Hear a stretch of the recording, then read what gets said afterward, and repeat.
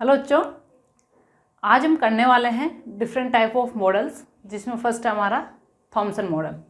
अब Thompson model की ज़रूरत कहाँ पड़ी? After discovery of electron, proton and neutron बहुत बाद में डिस्कवर हुआ था, यानी Thompson model and Rutherford model के आने के बाद न्यूट्रॉन की डिस्कवरी हुई थी।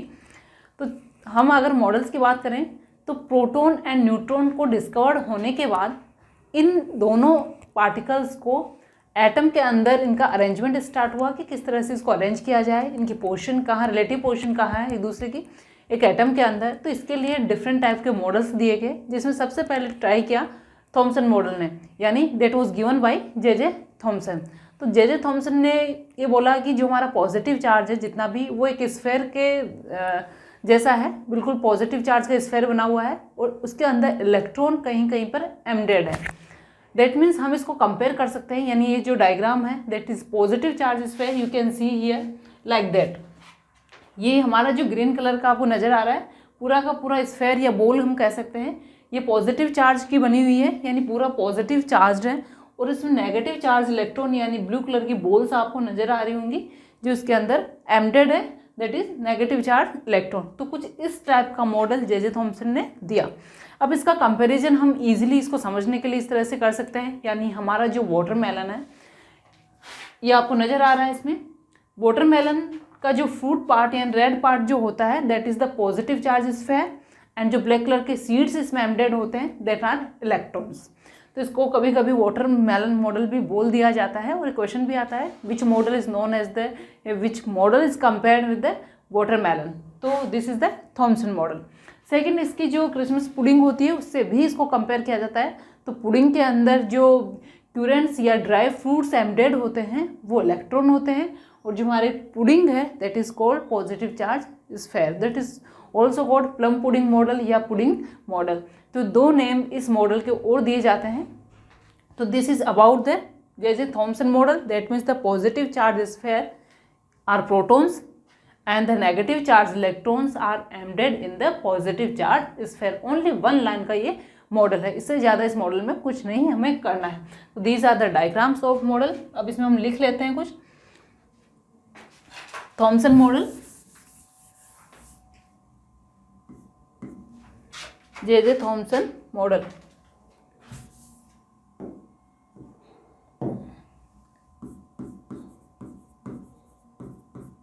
Thomson's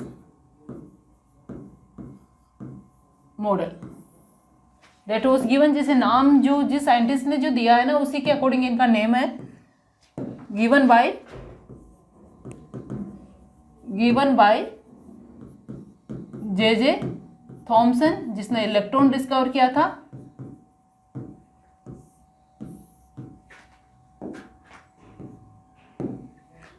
according to this model,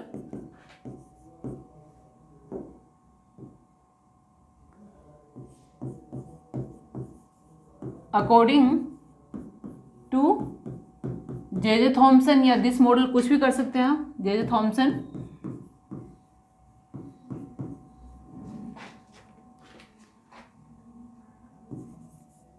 atom is A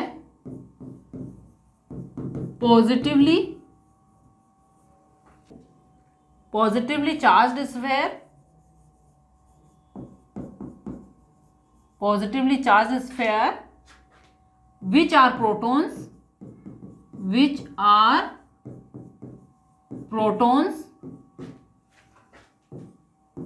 and negatively charged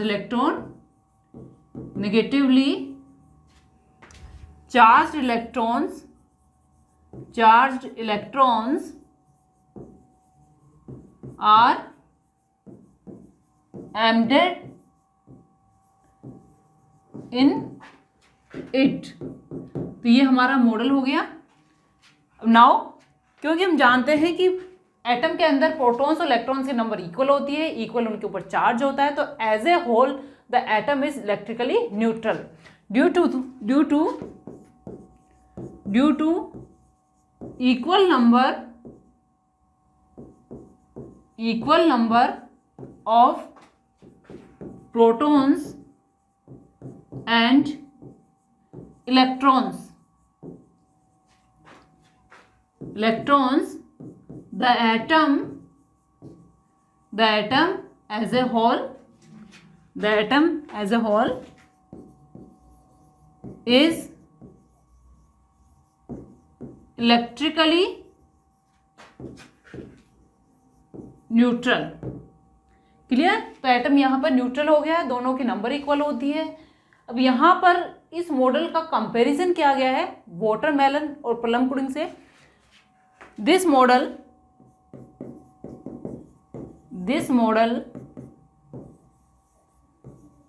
can be compared with watermelon and Christmas pudding या सिंपल पुडिंग भी आप लिख सकते हैं, एंड पुडिंग। इसमें किस तरह से कंपैरिजन किया गया है? लाइक ये आपको वाटरमेलन नजर आ रहा है, तो वाटरमेलन के अंदर देखो ये जो रेड पार्ट है ये तो फ्रूट पार्ट है इसका, जो कि compare as a positive charge sphere, और जो ब्लैक कलर के सीड्स हैं जिसके अंदर एम्बेडेड है, these are the electrons. That means black seeds like electron embedded in the positive charge sphere fruit part. Similarly ये जो पुडिंग है, ये क्रिसमस पुडिंग है, ये आपका पॉजिटिव चार्ज स्फेयर हो गया, और उसके अंदर क्यूरेंट्स या जो ड्राई फ्रूट्स लगे हुए होते हैं, दीज आर लाइक इलेक्ट्रॉन्स। तो that's why this model is sometimes also known as the watermelon या pudding model। और ये क्वेश्चन पूछा जाता है कई बार, which model is known as the watermelon model या pudding model। Clear? Now because अब यहां पर किस तरह से कंपैरिजन किया गया है वो भी नोट कर लीजिए।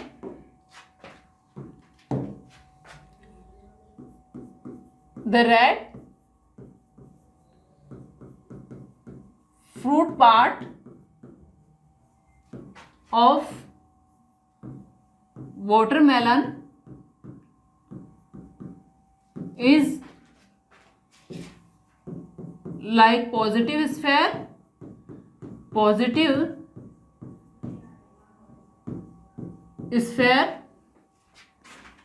and the black seeds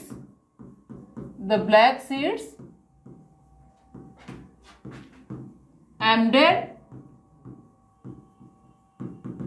in fruit part like electrons,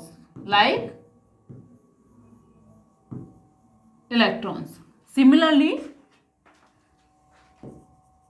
and like dry fruits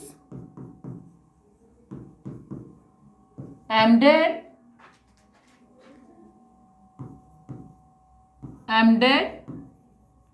in pudding, which may be considered as positive charged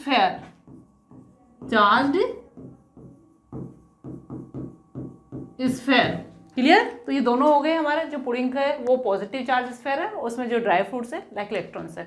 तो this is about the Thomson model. अब यहाँ पर आती है ड्रॉबैक की बात, यानी लिमिटेशन। क्या इस मॉडल की कोई लिमिटेशन नहीं है? तो बच्चों इस मॉडल के अकॉर्डिंग इलेक्ट्रॉन प्रोटॉन, अगर हम डायग्राम को वापस से देखें तो देखो ये पॉजिटिव चार्ज स्फेयर है और इसी के अंदर इलेक्ट्रॉन है, यानी दोनों के बीच में किसी तरह की कोई बाउंड्री नहीं है या कोई पार्टीशन नहीं है जो दोनों को सेपरेट करता है। दोनों एक ही जगह यानी सिमिलर स्पेस में रखे हुए हैं। तो अगर पॉजिटिव और नेगेटिव चार्ज यानी दोनों अपोजिट चार्ज है, दोनों को पास में लाया जाएगा तो there will be a force of attraction between the two opposite charge particles, और वो मिक्स हो गए, कोलैप्स हो जाएंगे, और इस तरह से एटम डिस्टेबलाइज हो जाना चाहिए। बट थॉमसन ने इसका कोई एक्सप्लेनेशन नहीं दिया। तो दिस इज द लिमिटेशन और drawback of the Thomson model. तो you can write here. Next heading is limitation.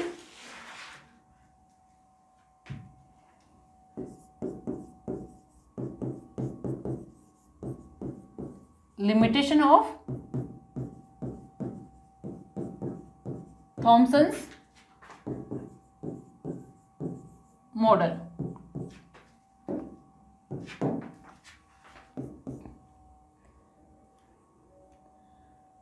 Thompson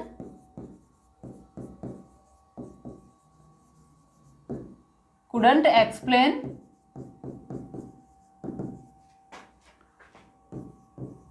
how the protons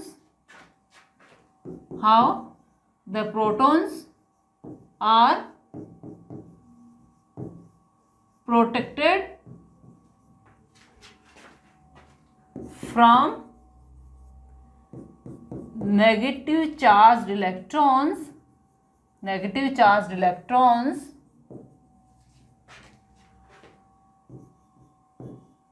by getting neutralised.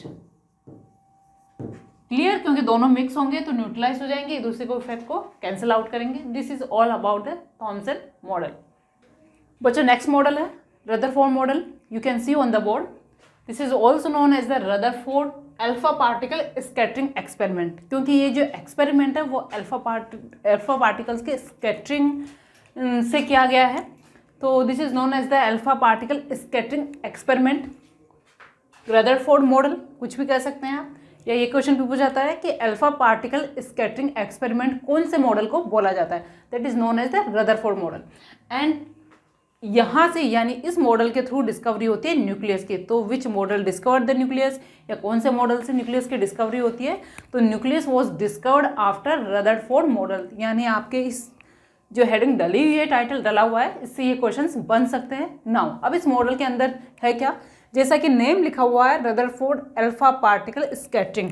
Alpha particles को आप हाईलाइट कर लीजिए।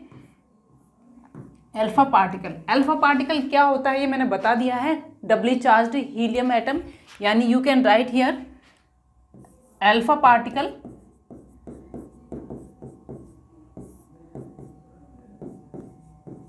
He+2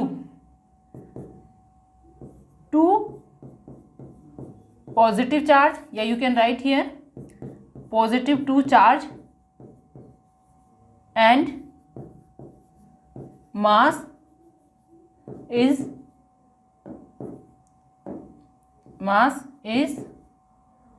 मास नंबर डाल लीजिए इसको, not only mass number is 4। तो ये हो गया हमारा alpha particle that we have discussed in last class, या जो भी टॉपिक था उसमें हम कर चुके हैं in the discovery of neutron. तो we will discuss Rutherford model. अब सबसे पहले हम देखेंगे कि इस मॉडल में एक्चुअली है क्या, क्योंकि ये this is large than Thomson model, उससे थोड़ा सा बड़ा है। बच्चों इस प्रैक्टिकल के अंदर किया क्या गया था, आपके सामने ये एक पिक्चर है। तो इस प्रैक्टिकल के अंदर एक्चुअली अल्फा पार्टिकल्स की स्कैटरिंग करवाई गई है, अल्फा पार्टिकल्स की बम्बार्डिंग करवाई गई है। बम्बार्डिंग होती है एक थिन गोल्ड फॉइल के ऊपर, जो कि 100 नैनोमीटर या 10⁻⁵ सेंटीमीटर थिकनेस के अराउंड होती है। हैवी मेटल्स की ली जाती है, तो मोस्टली गोल्ड के लिए गोल्ड यूज़ किया गया था। उस गोल्ड फॉइल के ऊपर अल्फा पार्टिकल्स की बौछार, जिसको हिंदी में बोले, या बम्बार्डमेंट करवाया गया था। और उसके आफ्टर बम्बार्डमेंट के बाद आफ्टर जो रिजल्ट आता है, उसके ऑब्जर्वेशन के बेसिस पे जो एटम है उसका मॉडल बनाया गया था। तो सबसे पहले हम प्रैक्टिकल को देखते हैं, एक्चुअली एक्सपेरिमेंट के ड्यूरिंग किया क्या गया या सेटअप में क्या क्या यूटिलाइज किया गया। यहाँ पर ये जो ब्लैक कलर का आपको बॉक्स नजर आ रहा है, that is the lead box, यानी लेड का एक ब्लॉक है जिसके अंदर एक कैविटी बनाकर उसके अंदर रेडियो एक्टिव एलिमेंट पोलोनियम या रेडियम, दोनों ही अल्फा पार्टिकल एमिट करते हैं, वो रखा गया है। दैट मीन्स यहाँ आपको ये रेड कलर का जो ग्लो या कुछ नज़र आ रहा है, दैट इज रेडियम। पोलोनियम भी हो सकता है, रेडियम भी हो सकता है। और यहाँ जो रेड कलर की पूरी लाइन जा रही है, that is the beam of alpha particles. तो इस ब्लॉक के अंदर कैविटी बनाकर इसके अंदर रेडियम या पोलोनियम पुट कर दिया गया था, और एक स्लिट बना दी गई थी सामने यहाँ पर, जिससे कि जो अल्फा पार्टिकल्स निकल रहे हैं, actually radium and polonium are radioactive element. And radioactive elements वो होते हैं जो अपने आप रेडिएशंस क्रिएट करते हैं। इन रेडिएशंस में अल्फा पार्टिकल भी हो सकते हैं, प्रोटॉन हो सकते हैं, इलेक्ट्रॉन नहीं होता है, या और कोई पार्टिकल भी हो सकते हैं, क्योंकि रेडियो एक्टिविटी में बहुत सारे गामा रेज, बीटा रेज, सब तरह की रेज निकलती है, एक्स रेज। तो यहाँ जो निकलने वाले पार्टिकल्स हैं या बीम ऑफ पार्टिकल, जैसे हमने कैथोड रेज और एनोड रेज स्टडी किया था, cathode rays are beam of electrons, anode are beam of positive ions. Similarly ये जो बीम बन रही है रेड कलर की, जो आपको एक रोड से नजर आ रही है, that is the alpha particle beam.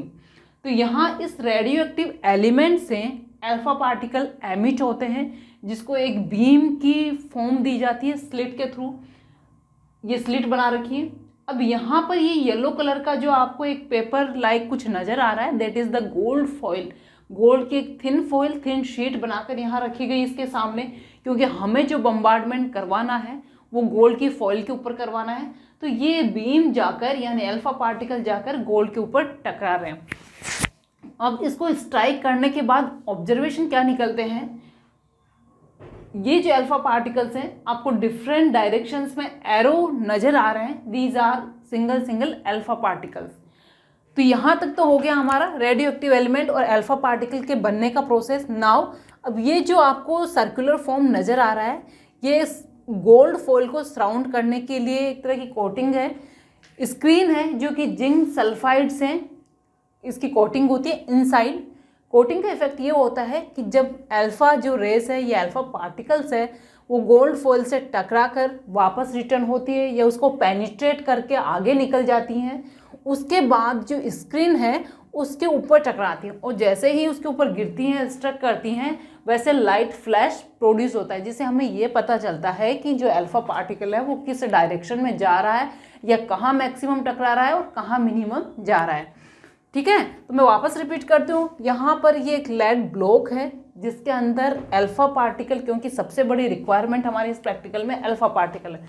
Alpha particle scattering practical है तो अल्फा पार्टिकल हमें चाहिए। और अल्फा पार्टिकल ऐसी चीज़ नहीं है कि आप किसी बॉक्स में रखकर पैक करके उसको किसी प्रैक्टिकल में लाइक एसिड और बेस यूज़ कर सकते हैं, ऐसा नहीं है। ये किसी मेटल यानी जो रेडियो एक्टिव मेटल है, रेडियो एक्टिव एलिमेंट है, उससे ये प्रोड्यूस होते हैं।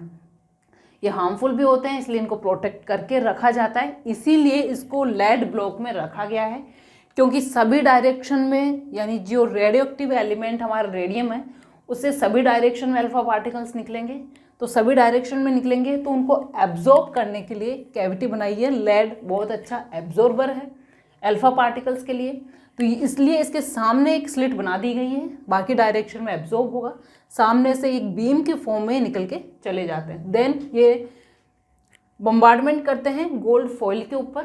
बम्बार्डमेंट के आफ्टर ये जो अल्फा पार्टिकल्स हैं, ये जो जिंक सल्फाइड की सर्कुलर स्क्रीन है इसको स्ट्रक करते हैं और एक लाइट फ्लैश प्रोड्यूस करते हैं। तो ये प्रैक्टिकल के ड्यूरिंग होता है जो कि सीन है या ऑब्जर्व करते हैं। इस ऑब्जर्वेशन के बेसिस पे कंक्लूजन क्या निकलते हैं, कितने ऑब्जर्वेशन है और उसके बेसिस पे मॉडल को किस तरह से प्रिपेयर किया जाता है वो देखेंगे। तो first of all we will write about the practical कि एक्सपेरिमेंट में हमने क्या यूटिलाइज किया है, किसके बारे में प्रैक्टिकल है। तो you can write here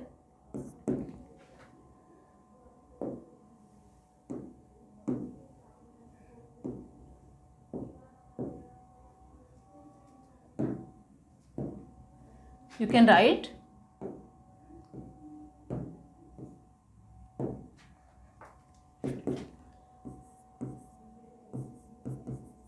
in this experiment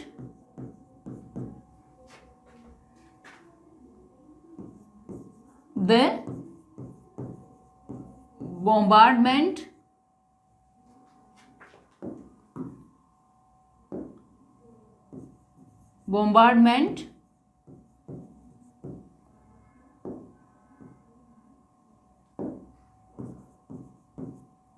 of alpha particles on the thin foil of metal।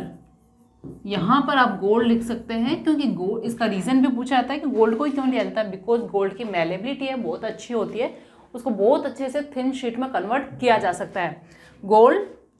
और यहाँ पर आप, मैं यही नोट कर देती हूँ, gold due to good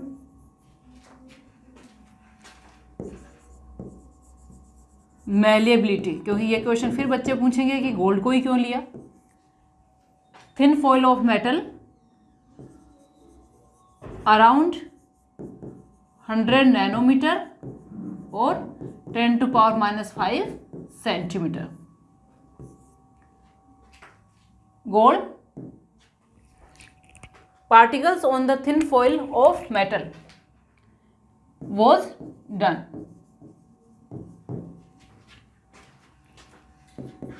Alpha particles produced by radioactive element,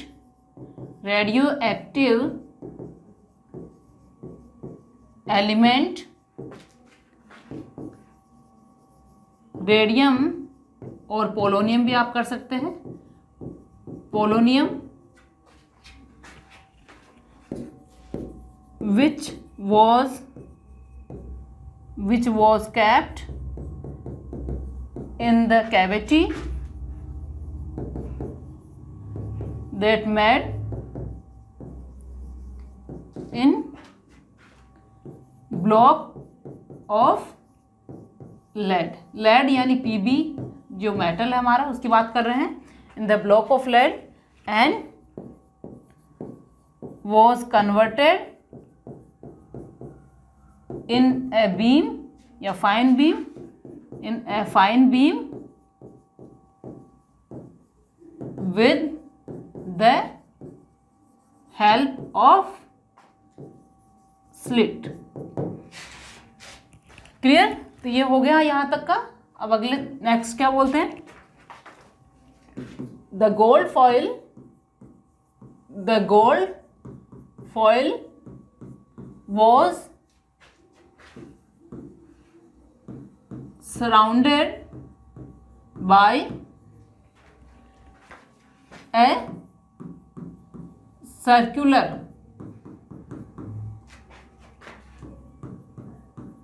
fluorescent screen coated with zinc sulfide ZNS. When alpha particles struck the screen, a tiny flash of light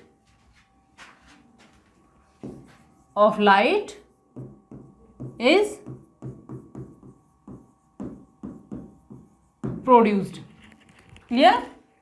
तो ये हमारा जो एक्सपेरिमेंट है इसमें यहाँ पर जैसे जैसे स्क्रीन के ऊपर अल्फा पार्टिकल टकराते हैं वैसे वैसे क्या होता है, फ्लैश प्रोड्यूस होता है, जिससे कि ये पता चलता है कि अल्फा पार्टिकल के डायरेक्शन कहाँ है या अल्फा पार्टिकल मैक्सिमम किस डायरेक्शन में मूव कर रहे हैं. इस प्रैक्टिकल के बेसिस पे बच्चों रदरफोर्ड ने ऑब्जर्व किया कि ये जो अल्फा पार्टिकल्स हैं, इन अल्फा पार्टिकल्स में से maximum alpha particles that means 99% alpha particles went straight without any deflection. Actually ये स्क्रीन हमने इसीलिए लगा रखी है उसका डिफ्लेक्शन ऑब्जर्व करने के लिए, यानी जो फ्लैश ऑफ लाइट प्रोड्यूस होते हैं वो डिफ्लेक्शन को शो करते हैं कि अल्फा पार्टिकल कहाँ जा रहा है. तो 99% जो अल्फा पार्टिकल्स है without any deflection straight move करके चले जाते हैं. और स्ट्रेट मूव करने का मतलब है कि ये जो स्क्रीन है बैक साइड यहाँ पर लाइट ऑफ फ्लैश प्रोड्यूस होता है, यहाँ पर अल्फा पार्टिकल्स नज़र आते हैं. Then some alpha particles move with the small angles and some particles move with the large angles या deflected with the large angles.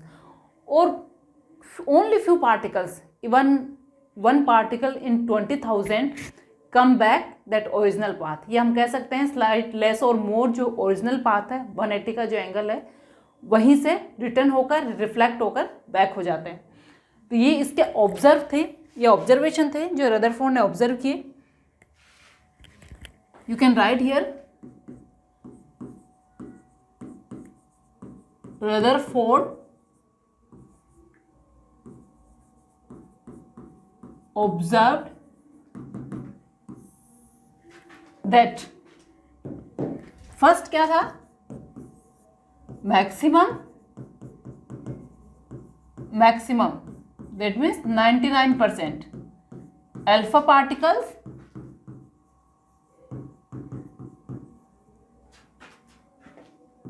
Deflected या went straight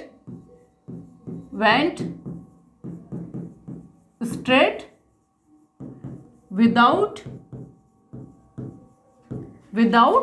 any deflection,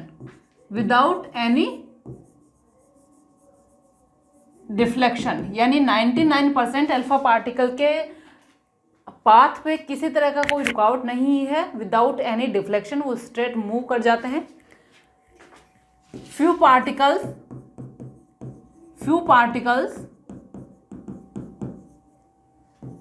deflected with small angle,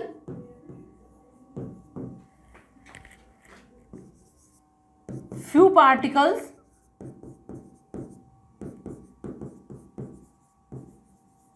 deflected with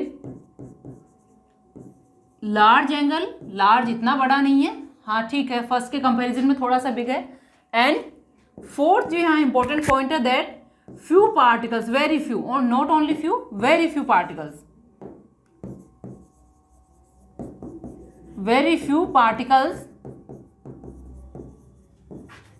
deflected by very large angle और few particles, यहां पर ये necessary है। Few particles में कितना, 1 particle in about 20,000। देखिए यहां भी आपको वेरिएशन मिल सकता है कि किसी बुक में आपको हो सकता है या किसी और क्लास में आपको यहां पर वेरिएशन मिल सकता है, तो डोंट बोदर अबाउट दैट। आपको ये ध्यान रखना हाँ कि थाउजेंड्स में से एक पार्टिकल ऐसा होगा जो कि एक लार्ज एंगल से डिफ्लेक्टेड होता है। वो लार्ज इतना है कि वो बाउंस होकर अपने जो पाथ है उसी पर रिफ्लेक्ट होकर वापस आ जाता है। दैट वेरी लार्ज एंगल और इवन रिफ्लेक्टेड बैक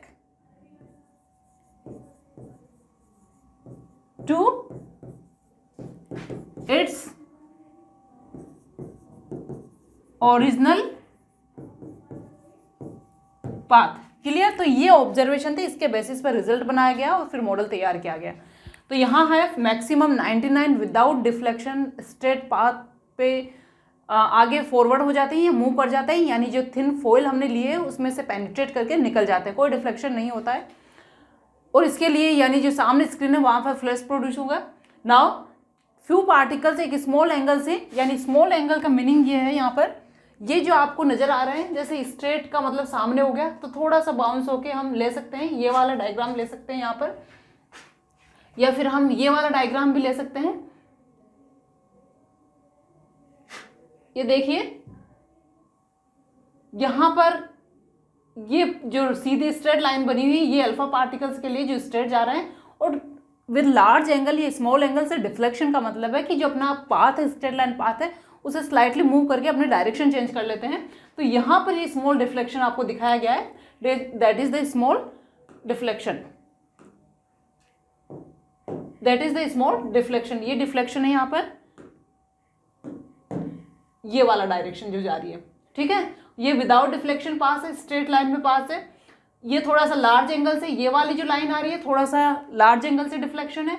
एंड जो टर्न्ड बैक हम बोलेंगे, यानी ये वाला जो है रिफ्लेक्ट होकर वापस, पाथ का मतलब एग्जैक्ट वही लाइन नहीं है कि जिस पाथ से चल के जा रहा है या जा रहा है उसी एग्जैक्ट उसी पाथ पे आएगा, दैट मीन्स उसी डायरेक्शन में हम कह सकते हैं।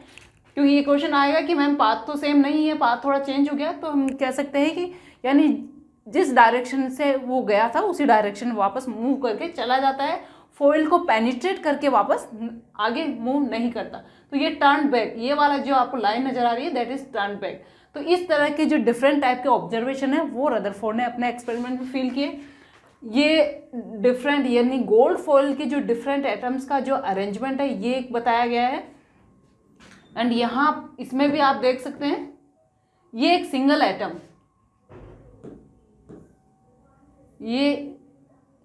ये आपका सिंगल एटम के थ्रू समझाया गया है कि एक एटम में से मैक्सिमम देखो विदाउट डिफ्लेक्शन एरो बने हुए हैं और ये डिफ्लेक्ट होके जा रहा है, यहाँ से निकल रहा है। तो इस तरह से हम इस जो डिफरेंट टाइप के अल्फा पार्टिकल्स हैं इनका डिफ्लेक्शन देख सकते हैं। This is about the Rutherford experiment. अब बच्चों इसके जो रिजल्ट्स हैं यानी इसके बेसिस पे रदरफोर्ड ने कैसे मॉडल तैयार किया, कैसे न्यूक्लियस की डिस्कवरी हुई, वो हम नेक्स्ट क्लास में देखेंगे। Till then good bye.